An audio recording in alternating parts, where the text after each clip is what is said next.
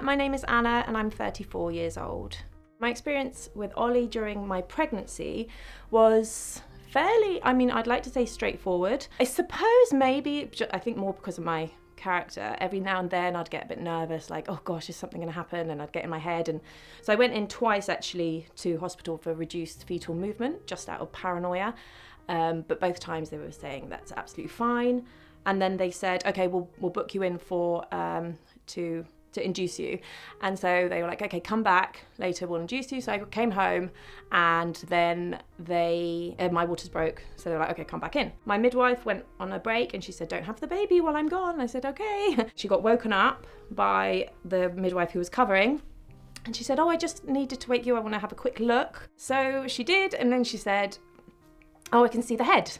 And I was like, I can't feel anything. That's mad. She's like, yeah, because the epidural they weren't expecting things to move so fast. But yeah, so I had my baby. He was 3.7 kilos. He looked great. He looked lovely. I was like, has he got any feet coming out of his back or anything like weird to worry about? They said, no, he's fine. 5 toes, 5 fingers. And it was about 4 hours after Oliver had been born. My family had left. And I just couldn't, I was like, something's just not sitting right. Like, the thing is, I didn't believe that something was wrong, but I was like, I can't ignore this feeling. But I was like, it's probably nothing. I'm probably wasting time, and this isn't like stupid of me, but I can't not say anything, right? These 2 midwives, they were looking at him. I was sitting there and I was just waiting for them to kind of tell me that everything's okay. And then they just suddenly pressed the button, that big red button that you're like, hope is never going to be pressed. And they just scoop him up, take him and say, we've got to take your baby to neonatal intensive care. Really, yeah, I just kind of was on autopilot, I think, at that point, like in absolute shock. And then go down, walk into the room, and there's my husband with this consultant, and they're looking at an x-ray of his lungs. Within the neonatal unit, we had basically a button push, and they started doing the checks, only to find out that he had GBS. And yeah, so she says, oh, he's got a collapsed lung because he's got pneumonia. We think it's GBS. And she gave me a leaflet. And then she said, there's your baby. And I was like, okay. And actually at that point, I didn't cry. I just saw my baby covered in tubes in an incubator. I can't touch him. I've seen my husband's upset. So I'm like, okay, I've got to, like I said, be strong. And we just have to, well, actually, I thought to myself, I need to contact someone. Who can I call to ask them to go to my house to clear it out, because there's obviously a chance that I'm not coming home with my baby. I can't come home to my baby ready house. Honestly, the whole time I was convinced I'm not going to come home with a baby. I was just like, I'm not, or he's just going to be seriously brain damaged, and it's going to be really hard. We were in hospital for a week in total. Then, I think on the 4th day, Olly was moved next to my bed. And that's probably when I'd say my kind of mental state changed. Because I'd say that's when the pressure of him fully relying on me suddenly hit me. And I was like, wait, hang on.